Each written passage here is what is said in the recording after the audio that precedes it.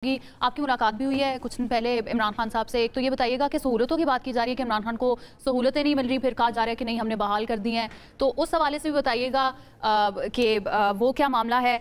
और ये भी बताइएगा कि राना सनाउल्लाह ने जिस तरह बात की कि सियासी डायलॉग और अदालती फैसलों का आपस में कोई ताल्लुक नहीं है, आपको क्या लगता है कि एक तरफ जहाँ पर गिरफ्तारियाँ हो रही हैं और दूसरी जानिब ये मुज़ाकरात की पेशकश की जा रही हो, तो दोनों चीज़ें एक साथ चल सकती हैं? सबसे पहले तो खान साहब की सहूलियात के ऊपर आ जाता हूँ, क्योंकि मैं वो आखिरी शख्स हूँ जिनकी खान साहब से मुलाकात हुई लास्ट ट्यूसडे को, और ये इनफैक्ट 4 हफ्तों बाद मुलाकात हुई किसी की भी।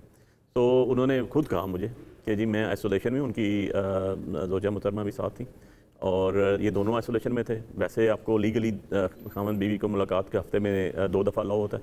उन्होंने कहा 4 हफ्ते बाद ये आज यहाँ पर हम एक दूसरे की शक्ल देख रहे हैं और हम मुलाकात हुई। हमारे पास कोई न्यूज़पेपर्स दोनों के पास नहीं आ रहे, टेलीविज़न दोनों के पास नहीं है, बुक्स खान साहब को पता है फास्ट रीडर, उन्होंने कहा मुझे 4 हफ्ते कबल 4 बुक्स दी गई थी और जो है वो बुक्स के अलावा मुझे अभी तक पिछले 4 हफ्तों से किताब कोई नहीं दी गई। जब मैंने बाहर आके उनके हमशीरा से पूछा तो उन्होंने कहा जी 12 बुक्स हमने अभी कुछ दिन कबल भी जो है वो दी हुई हैं इनको, जो सुप्रिटेंडेंट के कमरे में है, जो उनको नहीं दी गई। इसके अलावा सबसे बड़ी बात यह है कि आइसोलेशन में रखा गया। वो कहते हैं कोई बंदा बशर बात नहीं कर रहा मुझे 4 हफ्तों से, तो ये पता आपको आइसोलेशन इटसेल्फ एक बहुत बड़ी सज़ा है। और वो खातून के साथ भी जो है वो बीबी बुशरा बीबी के साथ भी यही सलूक नारवा रखा जा रहा है। और सबसे बड़ी बात आपने देखा होगा कुछ अर्सा कबल एक न्यूज़ आई थी कि जी मेडिकल ट्रीटमेंट हुआ और बोर्ड गया। जब मैंने खान साहब से पूछा आपसे किसी की मुलाकात थी, उन्होंने कहा तुम पहले बंदे हो 4 हफ्तों बाद जिससे मेरी मुलाकात हो रही है, इसके अलावा मेरी किसी से कोई मुलाकात थी। और अब मैंने आपसे सुन रहा हूँ कि जी चीज़ें बहाल कर दी गई हैं। सो ये तो एडमिशन है इटसेल्फ, लेकिन मैं पूछता हूँ कि यार हम अल्टीमेटली कौन से मुल्क में रह रहे हैं, कौन सा कानून है?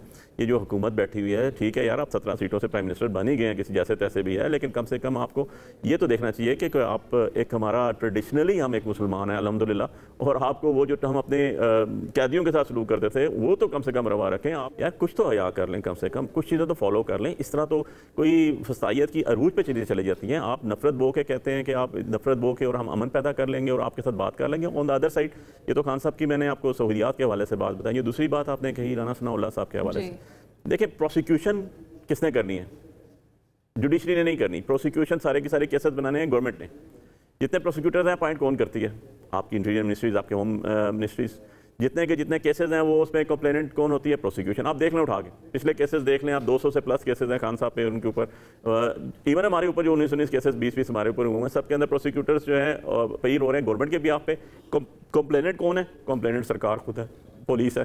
सो प्राइवेट कंप्लेनेंट ही कोई नहीं है। तो उसके बाद ये कह देना कि एक साइड पे आप सहूलियात बंद कर दें, मुलाकातें बंद कर दें, उनकी फैमिली की मुलाकातें बंद कर दें, और लोगों को नाअहल कर दें। राना सनाउल्लाह साहब एक पॉलिटिशियन है, उनको उन्होंने एक सियासी बात जरूर कर दी, लेकिन एग्जीक्यूशन भी तो बता देना राना साहब।